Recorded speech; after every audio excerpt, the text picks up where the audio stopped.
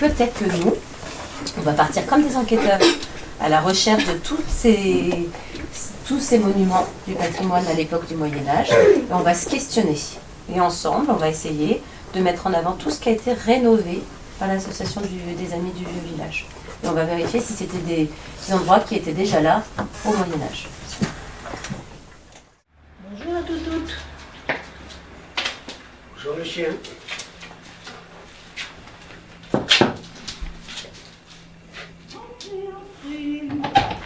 Bonjour. Bonjour Marie-Pierre. Vous avez fait bon voyage, bonne route. Comment vas-tu? Écoute, ça va pas mal. On va se mettre à l'intérieur parce qu'il ne fait pas très beau. On sera mieux vers la cheminée. Approchez-vous. C'est de la chaleur. Approchez-vous. Qu'est-ce que tu vas faire avec ta tablette? Eh bien écoute, je vais vous expliquer avec la tablette, on va se connecter avec les enfants de l'école. D'accord. Les enfants, avec l'association des Amis du Vieux Village, nous allons travailler sur les monuments qui ont été restaurés. 3 anciens vont utiliser avec nous cette tablette pour pouvoir répondre à vos questions. Allez les enfants, je me connecte. Bon, ben, je vais essayer de connecter avec l'école.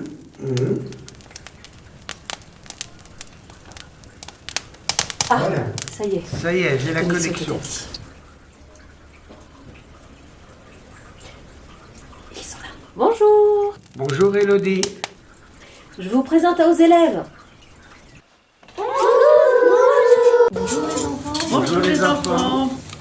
Voilà, ben, je vais prendre le pied, je vais la mettre la tablette dessus pour qu'on puisse voir tous ensemble et répondre aux questions des enfants. Ben, Elodie, ça y est, on est connecté, donc on attend que vous soyez dans le village et de vos nouvelles pour répondre à vos questions.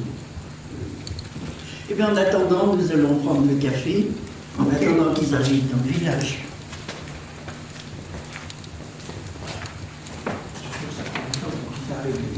Oui. Ah, il faut qu'ils s'habillent.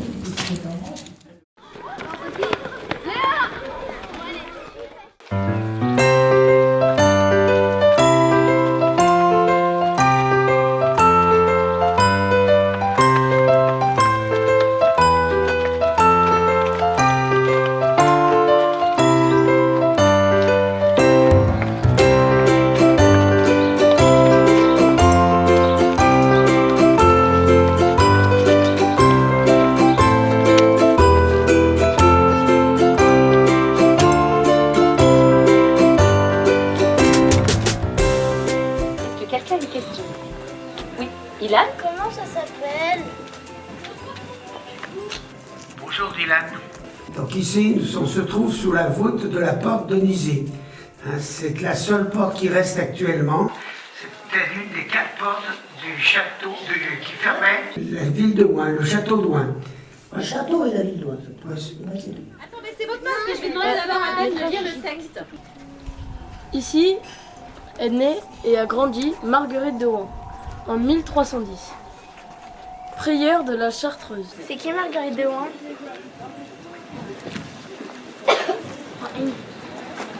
Bonjour Élise. C'est toi qui voulais savoir qui est Marguerite de Rouen. Eh bien, c'était une enfant de seigneur de Rouen qui était prieure dans un monastère et qui était connue surtout pour ses écrits en langue franco-provençale et même en latin. Chartreuse, elle devait savoir lire et écrire le latin. Une question.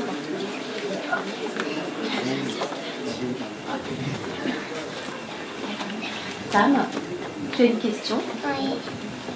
Pourquoi est-ce qu'il ne reste que la porte du château? Bonjour Sam, je voudrais savoir pourquoi cette porte est la seule qui reste. La porte de Nizy est une des 4 portes. Elle est la seule qui reste. Elle a même failli être écroulée en 1951 parce qu'elle était trop étroite pour le passage des camions. Il paraît que lorsqu'on a voulu démolir la voûte, il y a eu un gros pataquès. Oui, effectivement. Parce qu'à l'époque, la voûte était démolie, abîmée, parce que c'était les camions du marchand de vin qui habitaient à l'emplacement de la mairie actuelle. Et chaque fois qu'il passait avec son camion berlier en bois à l'époque, accrochait et démontait un peu la tour à chaque passage. À la voûte à chaque passage, pardon. Donc, le matin même où les travaux de démolition étaient prévus, c'est à l'époque, c'est l'adjoint au maire, Antoine Dubé, qui est venu arrêter le saccage, parce qu'il avait une notion de sauvegarde du patrimoine, déjà à cette époque-là. Et les travaux étaient stoppés, et il a été décidé par la suite d'écrouler une maison à l'autre extrémité de la rue pour permettre l'accès dans le village aux camions.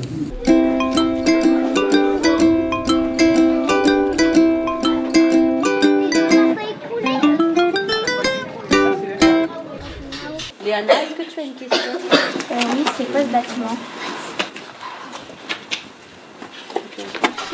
Qu'est-ce que c'est ce monument? Est-ce que tu peux reculer, s'il te plaît? Mets-toi comme ça, tiens. Vas-y, Sienna, retourne-toi. Prends ça. Allez, vas-y, pose ta question. Donc, en quelle année cette maison a été construite? Ce bâtiment s'appelle aujourd'hui la maison commune. C'est une des plus vieilles maisons d'Ouin, mais elle a fini assez tristement. À l'origine, c'était l'écurie des chefs de Mme Chatin. Et quand la commune voulait l'acheter, pour l'écrouler, en faire un parking. Oui, elle a coûté 1000 francs. Ouais. Et quand ça a été quand même sous l'égide de l'association qui a mis de l'argent pour... Oui, ça a été la première fois où l'argent, l'association était présidée par Régine Faure, et c'est la première fois où l'association avait une partie de ses revenus confiée à la mairie pour acheter cette maison, ce qui a permis à Madame Faure de faire sauver cette maison en aidant beaucoup à sa restauration. Après, c'est les travaux, une partie des travaux avaient été effectués par un chantier de jeunes qui ont fait toute la maçonnerie extérieure, toujours les rejointements intérieur-extérieur.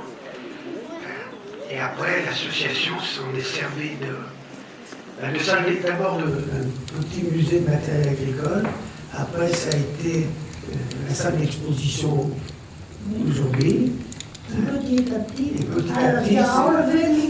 l'association a équipé toute cette partie du bâtiment. Oui. Voilà. Et là, quand vous rénovez le bâtiment, est-ce que vous avez des aides de l'État ou c'est vous? Élodie, eh bien, il faut dire que la première fois, l'État subventionne très peu les bâtiments comme ceux de Ouin, qui ne sont qu'inscrits à l'inventaire supplémentaire. Mais, pour ce bâtiment, c'est l'association qui a donné de l'argent à la mairie pour payer cette bâtisse. Donc ça a été la première fois où l'association est intervenue aux côtés de la mairie pour financer des travaux, un achat de maison, des travaux. Par contre, quelques années plus tard, avec Mathieu Guillard qui était président, et on venait de rentrer à la mairie tous les deux, et là on a fait des montages pour les pavages des rues. Le premier pavage a été payé directement par l'association. On avait 10 000 francs, on a fait pour 10 000 francs de travaux. Après on avait imaginé un montage où on donnait 10 000 francs et des fois plus à la mairie. La mairie, elle, avait droit à une subvention du département, puis de l'État, de la même valeur. Donc ça faisait 20 000 francs de travaux. Et en plus, la mairie récupérait la TVA. Donc on faisait pour 21 22 000 francs de travaux avec nos 10 000 francs de départ. Voilà. Et c'était tout à fait dans les règles et c'était justifié. Et depuis cette époque-là, l'association, chaque année, donne de l'argent à la mairie pour faire des travaux. Pour le patrimoine. En toute légalité. Et à une condition, c'est que l'association reste supervisateur des travaux. Hein, parce qu'il faut bien que la commune dépense l'argent là où l'association a décidé. Je vais passer la première. Et comme on est Tenez bien la main un peu. Et on ne touche pas, c'est juste pour le plaisir de regarder les œuvres. Je vous en profitez pour regarder l'escalier qui montait à la tour, c'est ça?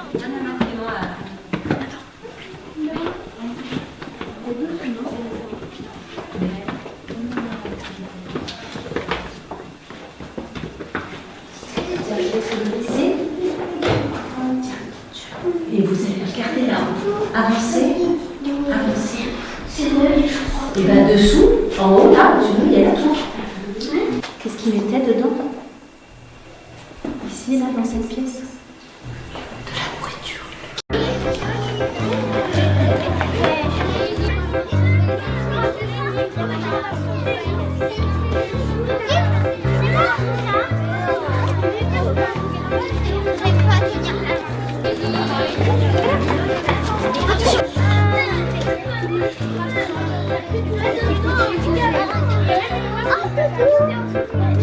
Moi, j'ai mis ma main ici, je suis montée dessus.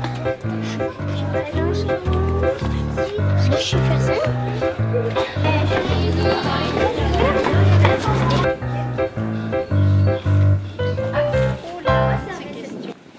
À quoi servait cette maison?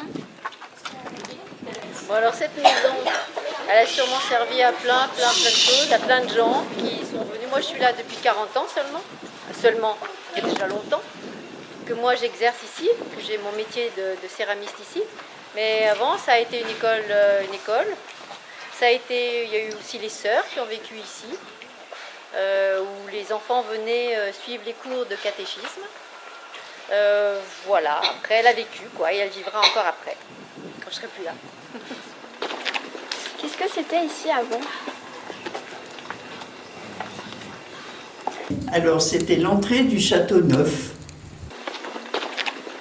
Pourquoi on appelle cette rue Trencu? La rue Trencu doit son nom aux nombreuses chutes que faisaient les gens qui allaient chercher de l'eau sur la place du puits et qui tombaient parce que, comme ils perdaient de l'eau en montant, elle gelait l'hiver et c'était très difficile avec les sabots de redescendre. Et ensuite, les enfants ont continué. L'hiver, ils mettaient du foin dans des sacs en plastique, des sacs poubelles, n'importe quoi. Et ils descendaient la rue à toute vitesse, comme ça. C'est pour ça qu'elle a été baptisée la rue Trencu.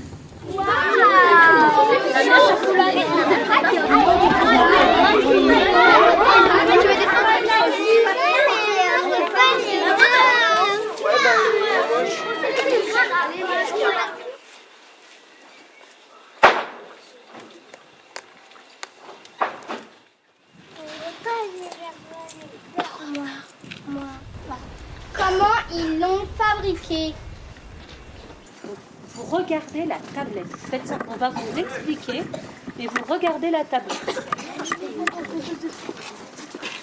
Est-ce que l'église, elle était là quand c'était le Moyen-Âge? Quand l'ont-ils construit? Comment ils ont taillé les pierres de la fenêtre et des murs? Tu peux, Héloïse, tu peux donner la tablette à la présidente?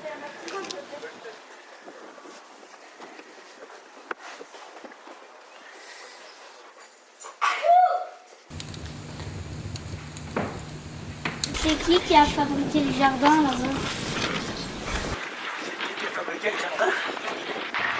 C'est le jardin d'Ali, de la céramique qu'on a vu juste avant. T'es prête? Mets-toi debout. Elle est où la tablette? Qu'est-ce que c'est cet objet métallique là-haut? Et là, tu prends la tablette, mais plus que Maxa. Tu la regardes avec les potents. Lina, lève-toi. Aline. Comment elle a été construite? Alors, on a déjà posé cette question, quand elle a été construite. Et comment? L'église n'a jamais été construite. Elle a été une adaptation du logis du XIe siècle qui est devenu église au XIIIe siècle, par la même occupant 2 étages du vieux logis. Par la même occasion, le Seigneur a fait refaire sa chapelle créant le cœur d'aujourd'hui, avec ses 8 têtes représentant les membres de la famille. L'association, elle est intervenue bien après, quand il y a eu l'aménagement intérieur de cette église. Donc l'association a participé au financement des grilles de sécurité pour, on appelle ça des pièces fortes, pour présenter les objets du culte aux visiteurs. Donc il a d'abord été fait une première opération qui était à l'intérieur de la sacristie. C'était une pièce forte en bois. C'était pas pratique parce qu'il fallait ouvrir la sacristie chaque fois. Et après a été mis la grille dans la chapelle qui est actuellement là. Le reste de la restauration, les statues, le Christ, les tableaux du chemin de croix ont tout été financés par la vente de bougies. Et ça a été fait par la paroisse, mais l'idée était venue du président de l'époque de l'association de mettre en place la vente de bougies à l'intérieur de l'église. Il avait trouvé un accord avec le prêtre à ce moment-là pour faire cette restauration. Est-ce que les escaliers étaient déjà là au Moyen-Âge?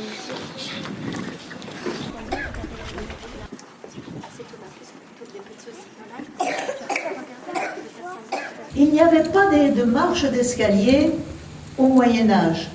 Les escaliers ont été installés en 1704 par le curé May. Il a fait 40 marches. Voilà. Donc à l'époque, c'était des marches en pierre dorée. Elles se sont, avec le temps, le passage des gens, elles se sont usées et elles ont été refaites à plusieurs reprises. Elles ont été refaites une première fois avec une subvention d'une émission de télévision qui se faisait à l'époque, c'était les chefs-d'œuvre en péril. Voilà. Et elles ont été refaites une seconde fois il n'y a pas très longtemps, il y a une quinzaine d'années, je pense. Voilà. Comment les vitraux ont été faits avec les dessins et tout?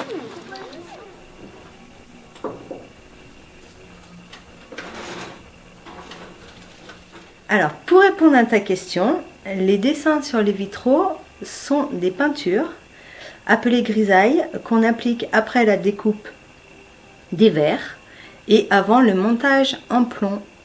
Voilà. Elle connaît son service, je connais mon service.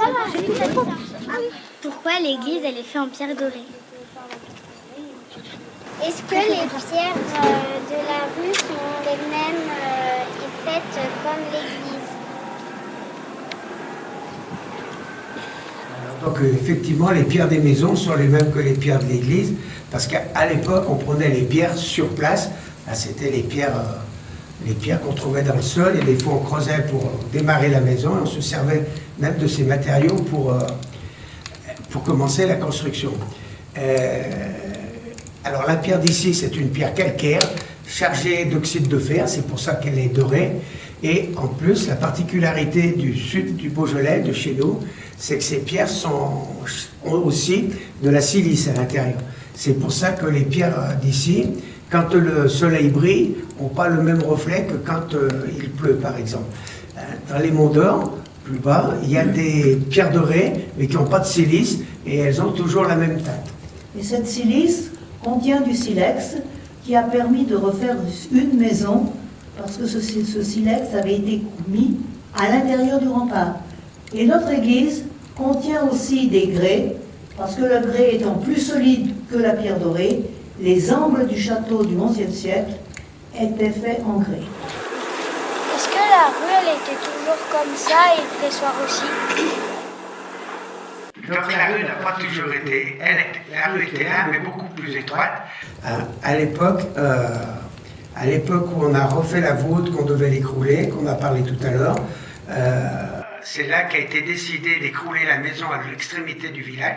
Donc c'est ici. Il y avait une maison qui démarrait au fond du massif et qui venait jusqu'au beau milieu de la rue, ce qui faisait que la rue était toute étroite et que les camions ne pouvaient pas passer. C'était des rues à l'époque qui étaient faites pour les chars à bœufs uniquement.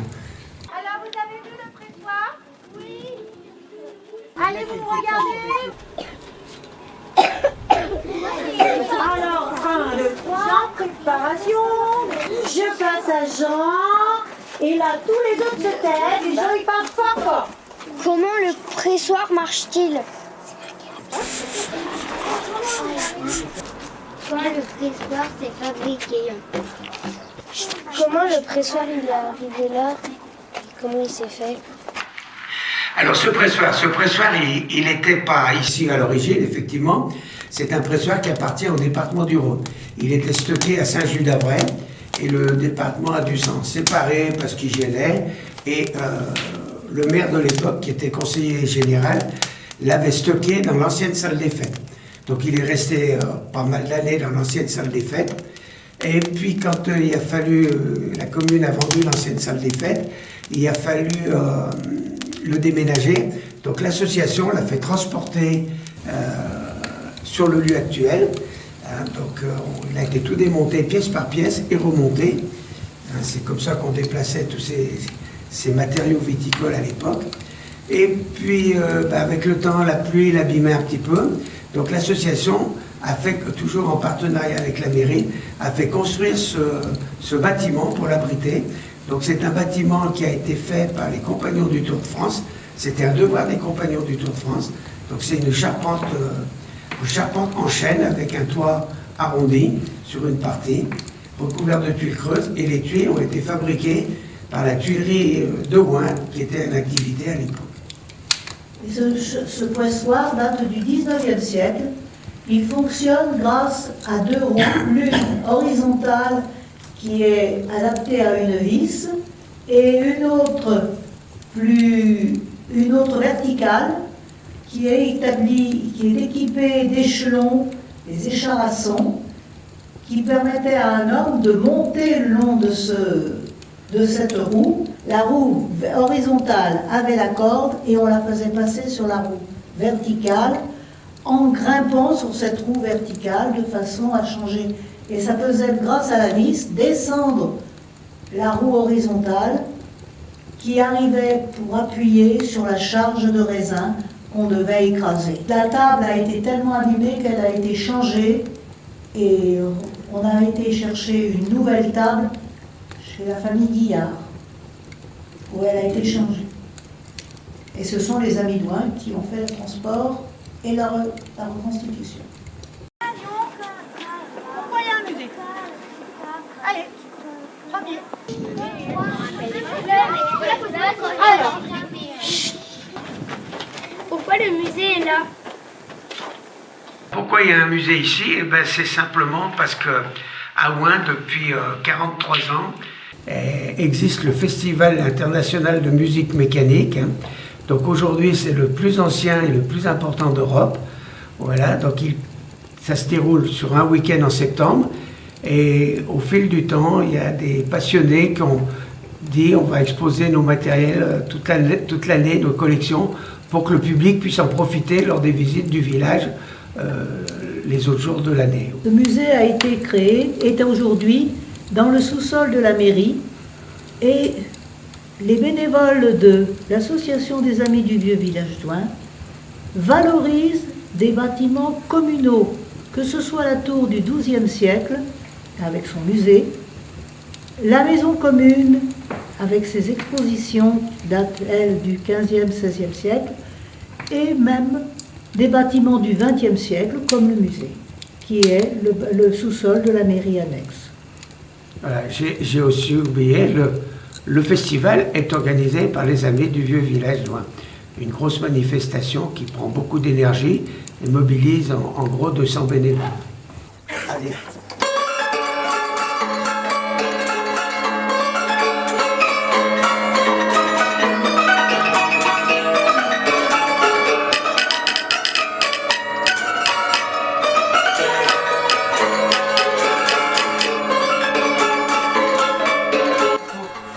Cette manivelle, ça va faire décaler le cylindre et ça va prendre une autre mélodie.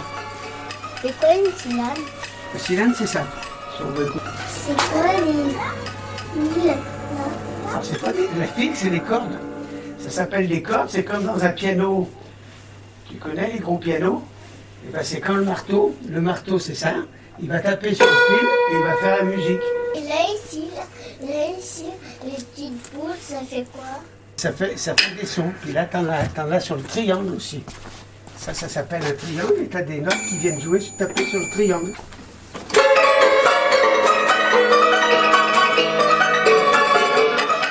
c'est un orgue mécanique. Donc c'est un instrument où on va faire de l'air. L'air va aller jouer dans les flûtes. Et les flûtes vont faire du son. Hein? Oui, mais ça roule ou ça avec des roulettes? Des roues là.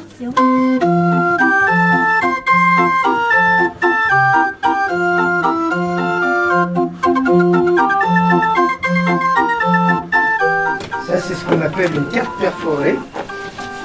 Hein? Et c'est les petits trous qui remplacent les doigts des musiciens. Hein? Chaque trou fait commande une commande pour envoyer l'air dans une des flûtes de l'instrument. Dire comment eux tapent avec le... Ben, c'est pareil, c'est quand le Encore la musique qui tape. voilà, derrière, il y a un soufflet. Regarde derrière. Et ça peut bouger la...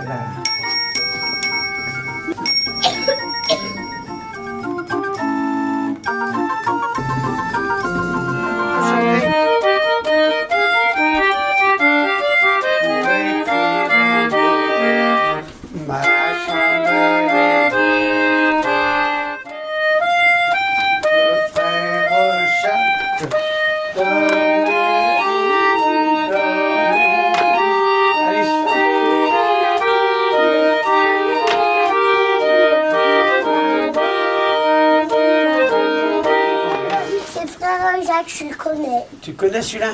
Ah bah oui.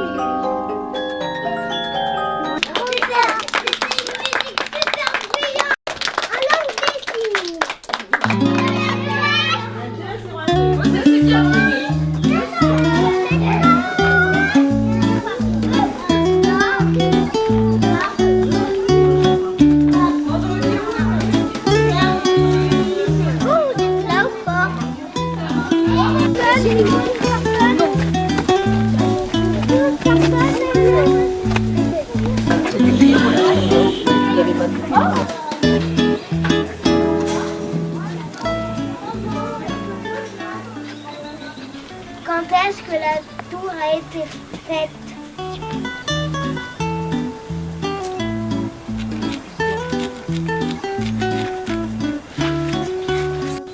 Sans la capuche. Sans la capuche?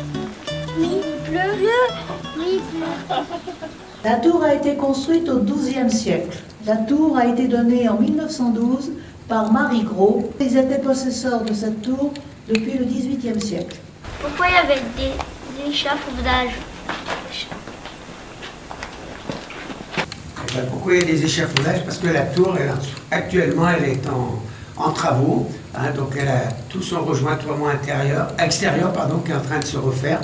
Et le chapiteau recouvert de cuivre. Donc ça, c'est la suite logique des travaux qui sont faits par les amis. L'association a refait tout l'intérieur il y a une année ou deux. Tout a été rejointé. Et depuis la création de l'association, chaque période, elle aménage. Elle a d'abord créé le musée, les expositions de fossiles. Voilà, donc tout l'aménagement intérieur a été fait par l'association et les échafaudages, aujourd'hui, c'est un travail commun avec la commune et une subvention de l'association pour faire le rejointoiement extérieur. Et une subvention aussi du département et de la région. Le travail qu'on réalise pour ce 60e anniversaire de l'association, qui relate tout ce qui a été fait dans le village, l'état d'esprit de plus de 60 ans justement, parce que l'association a été créée à la suite de certains événements qu'on a expliqués. Et je pense que ce travail de mémoire que nous faisons, avec ce film, avec l'exposition qui va suivre, avec le livre qui est en projet, est quelque chose de très important pour notre village, parce que l'association a joué un rôle très important ces 60 dernières années. Et maintenant que nous sommes en commune nouvelle, il faut que l'association aura un rôle de plus en plus important. Et je pense qu'il faut que les nouveaux dirigeants n'oublient pas son origine pour faire évoluer le village. Voilà. Donc ce travail de mémoire leur sera bénéfique et j'espère qu'ils l'utiliseront à bon escient.